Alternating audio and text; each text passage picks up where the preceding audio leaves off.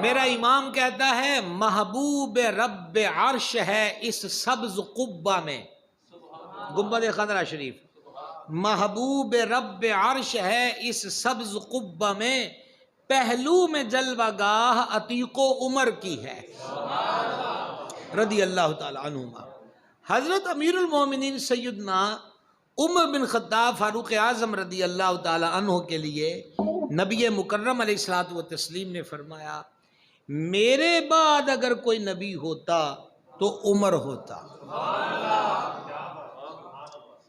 گرامی قدر حضرات، یہ حدیث پاک بھی سرکار فاروق اعظم رضی اللہ تعالیٰ عنہ کی شخصیت کے نکھار اور مقام و مرتبہ کو واضح کرتی ہے۔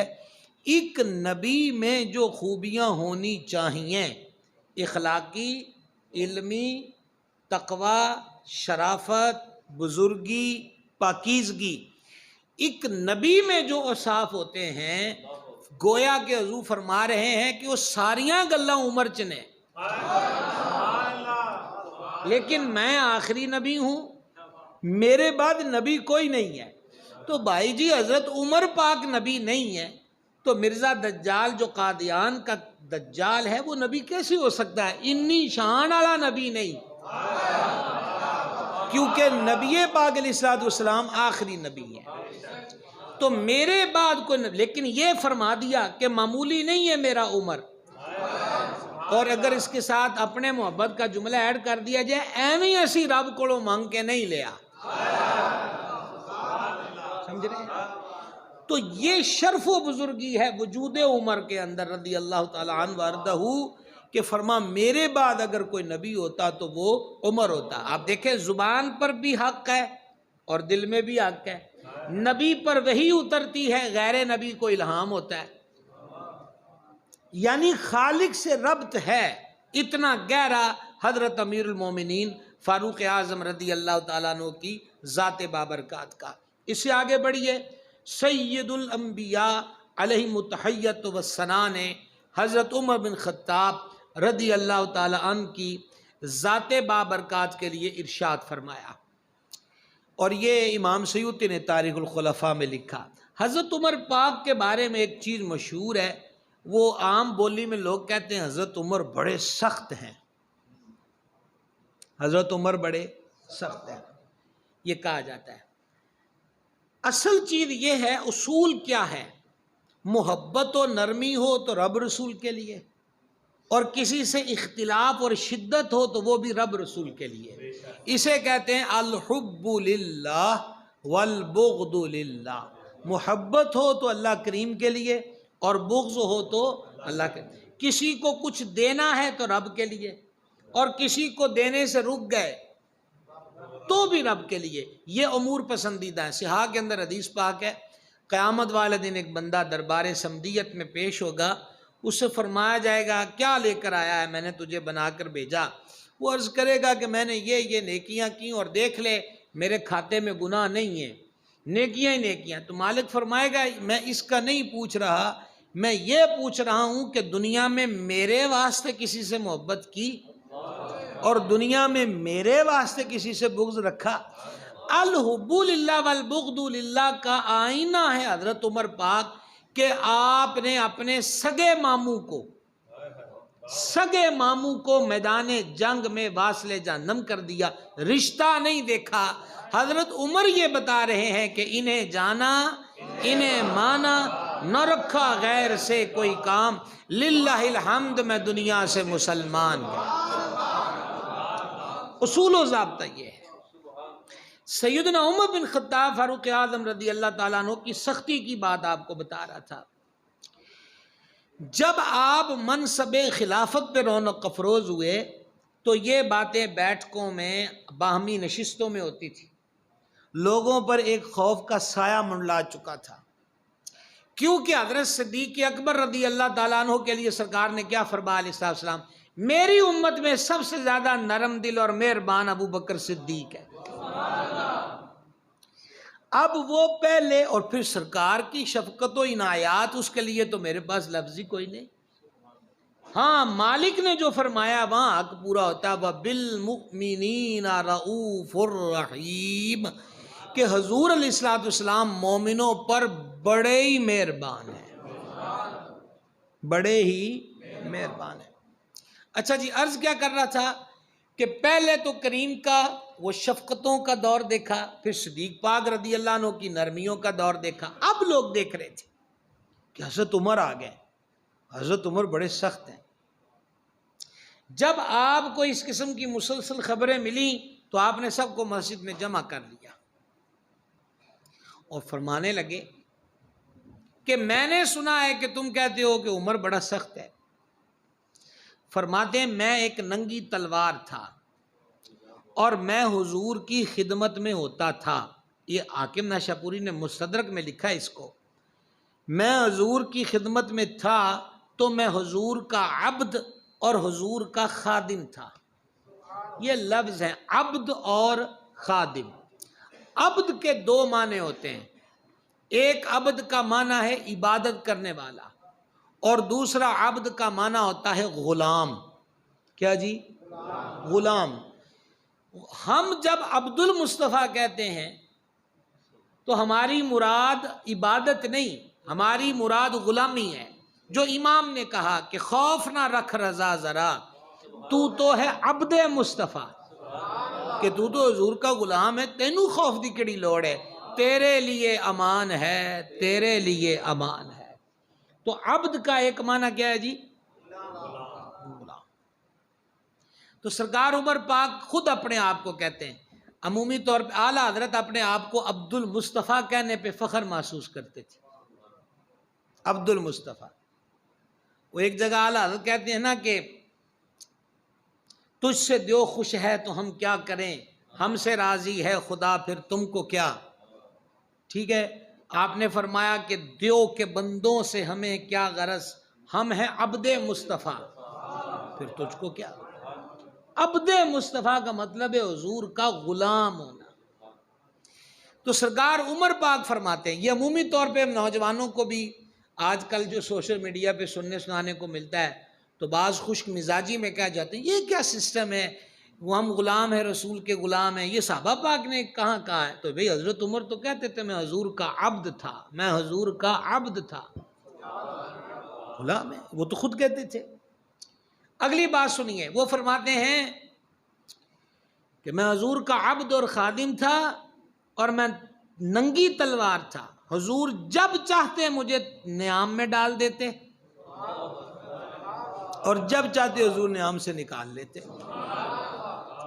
فرمایا پھر حضرت صدیق اکبر کا دور آیا رضی اللہ تعالیٰ، میں ان کا بھی خادم تھا، وہ بھی مجھے جب چاہتے نیام میں ڈال لیتے، جب چاہتے باہر نکال لیتے. اب آ گیا ہوں میں سخت ہوں پر ذات کے لیے نہیں، حدود اللہ کے قیام کے لیے سخت ہوں.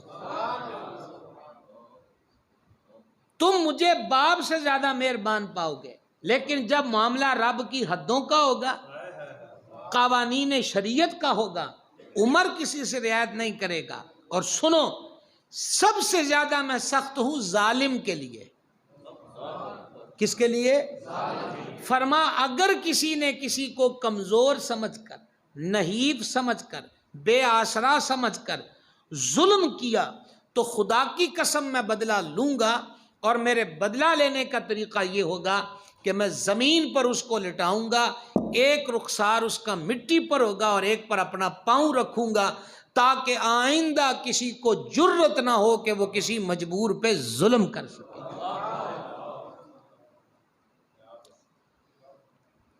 گرامی قدر حضرات، آج معاشرے کا سب سے بڑا ناسور جو ہے وہ ظلم ہے، اور اللہ ظالموں کو پسند نہیں کرتا. سوشل میڈیا پر کتنی، یہ نوجوان مجھ سے زیادہ جانتے ہیں، ہم تو وہ گزران ہو تو کوئی چیز سامنے آ جائے تو آ جائے، کتنا ظلم ہوتا ہے.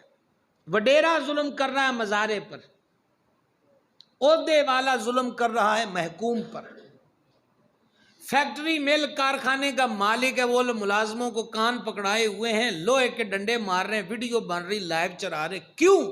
پوچھنے والا کوئی نہیں۔ حضرت عمر پاک نے فرمایا اینج نہیں ہوئے گی کہ کسی ماتڑ غریب کو دیکھ کے کوئی بڑی پاور والا اس پر ظلم کرے۔ عمر کھڑا ہے اور یہ آپ نے کر کے دکھایا۔ مصر کے گورنر کے بیٹے نے ایک عام سے فرد سے کہا کہ چلو دوڑ مقابلہ کرتے ہیں۔ دوڑ مقابلے میں وہ عام سا بندہ جیت گیا۔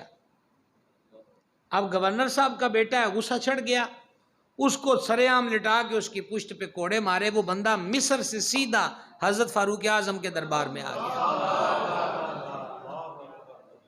آپ غور فرمائیں گے، حضرت امیر المومنین سن کے جلال میں آ گئے، اور اسی وقت ایک خط لکھا گورنر مصر کے نام، جس میں تاکید تھی کہ جیسے ہی میرا خط مل جائے فوراً خود اپنے بیٹے کو لے کے مدینہ شریف آ جاؤ۔ گورنر مصر حاضر خدمت ہوئے اپنے بیٹے کو لے کر۔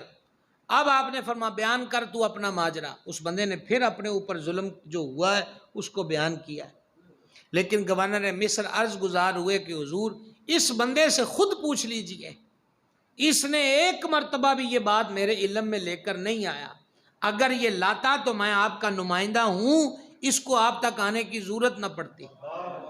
فرما لاؤ اس کے بیٹے کو سامنے۔ اس کو سب کے سامنے لٹایا گیا۔ فاروق اعظم نے اب کوڑا اس بندے کے ہاتھ میں دیا جس کو کوڑے پڑے تھے۔ فرما جننے تینوں وجہ نے تے جیس شدت نال مارے گئے نے اونجی بدلہ لے۔ کوئی چھوٹی سی بات نہیں ہے بھائی صاحب، آپ غور کریں، اپنے ذہنوں پہ دور دڑائیں۔ آج کے عہدے دیکھیں اور وہ مصر کی گورنری، مصر کے امیر کا بیٹا، اور ایک بندہ شکایت لے کر آیا ہے، ثبوت ملنے کے بعد حضرت عمر نے اس کو مدینہ پاک میں لٹایا۔ اس نے ہاتھ میں کوڑا پکڑا۔ راوی کہتا ہے کہ جب تک اس نے کوڑے مارنا شروع نہیں کیے تھے ہم یہی کہتے تھے کہ اس کو یہ مارے، پر وہ اتنی شدت سے مارنے لگا کہ ہمیں بھی ترس آ گیا اور ہم چاہتے تھے کہ اب یہ اپنا ہاتھ روک لے۔ المختصر جتنے درے کوڑے اس کو لگے تھے اتنے اس نے مارے۔ حضرت فاروق اعظم رضی اللہ عنہ نے اس مقام پر فرمایا، اور یہ تاریخ ساز جملہ ہے اور میں پنجابی میں کہہ دوں تاکہ سمجھنے میں کوئی دقت نہ رہے۔ آپ نے فرمایا ماما تے پتر آزاد ہی جمدیاں نے، تسی کدوں دے غلام بنا لینے۔ یہ ہے عدل و انصاف۔ فرما ظالم کو چھٹی نہیں ملے گی، ظالم سے بدلہ لیا جائے گا، اور حضرت عمر پاک نے لے کے دکھایا۔ حضرت سیدنا فاروق اعظم رضی اللہ تعالیٰ عنہ کی ذات بابرکات عالی جناب کو اللہ جل شانہ نے ایک اور قوت بخشی۔ نبی پاک علیہ السلام کے ارشاد انور کا مفہوم ہے آسمان کے فرشتے عمر کی حیا کرتے ہیں اور زمین کے جنات اور شیاطین عمر سے ڈرتے ہیں۔ دوسری حدیث میں فرمایا کہ عمر فاروق کے سائے سے، پرچھاویں سے بھی شیطان ڈر کے بھاگتا ہے۔ تیسری حدیث میں فرما عمر تجھے آتے ہوئے کسی رستے پر اگر شیطان دیکھ لے تو وہ ڈر کے راستہ چھوڑ کے بھاگ جاتا ہے۔ جنات اور شیاطین پر حضرت عمر فاروق کا دبدبہ اور غلغلہ یہ رب کی عطا تھی، وہ قوت بخشی۔ آج بھی نام عمر کی یہ تاثیر ہے، کسی بچے، بوڑھے، جوان، مرد، عورت، کسی کو برے خواب آتے ہوں، خواب سوتے ہوئے ڈر جاتا ہو، شہادت کی انگلی سے سینے پر 3 مرتبہ عمر عمر لکھ لے، ڈر نہیں لگے گا۔